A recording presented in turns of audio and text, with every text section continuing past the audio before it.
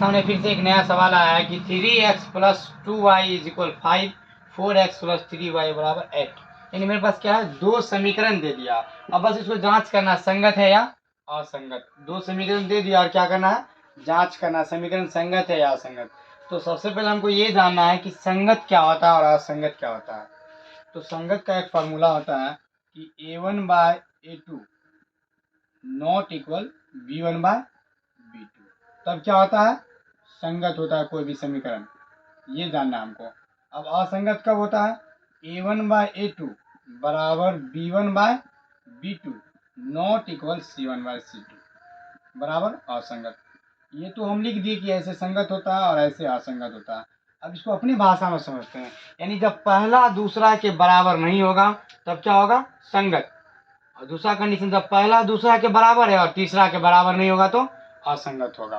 यानी संगत कब होगा, जब पहला दूसरा के बराबर नहीं होगा, यानी a1 bye a2 not equal b1 bye b2, तब क्या होगा, संगत। उसको अपने भाषा में समझेंगे कि जब पहला दूसरा के बराबर नहीं है तो क्या होगा, संगत होगा।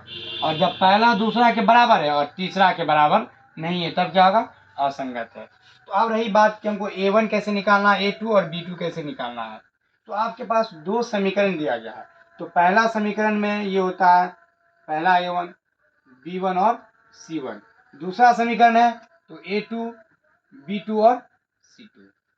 तो हम a1 b1 c1 कैसे निकालें, मेरे पास पहला जो समीकरण होगा उसमें क्या होगा, पहला a पहला b और पहला c, जिसको बोलेंगे a1 b1 और c1। दूसरा समीकरण में जाएंगे उसमें होगा a2 b2 और c2, जिसको क्या बोलेंगे, दूसरा a दूसरा b और दूसरा c। पहला समीकरण है तो उसमें पहला a b c होगा, दूसरा समीकरण है तो उसमें दूसरा a b c होगा। अब यहाँ सॉल्यूशन करते हैं इसका, पहले सवाल को इसी तरह समझ लेना है। अब यहाँ लिखेंगे a1 बाय a2 बराबर b1 बाय b2 बराबर c1 बाय c2 से।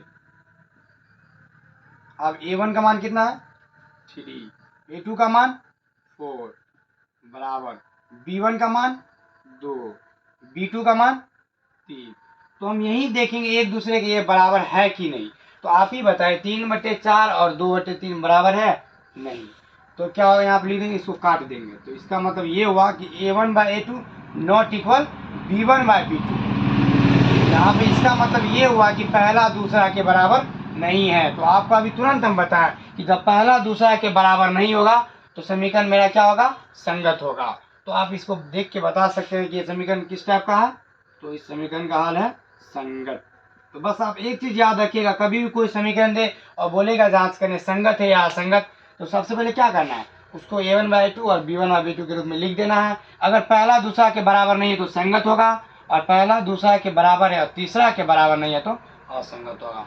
तो ठीक है, तैयारी करते रहिए, इसी टाइप का हम सवाल लाते रहेंगे आप लोग के बीच।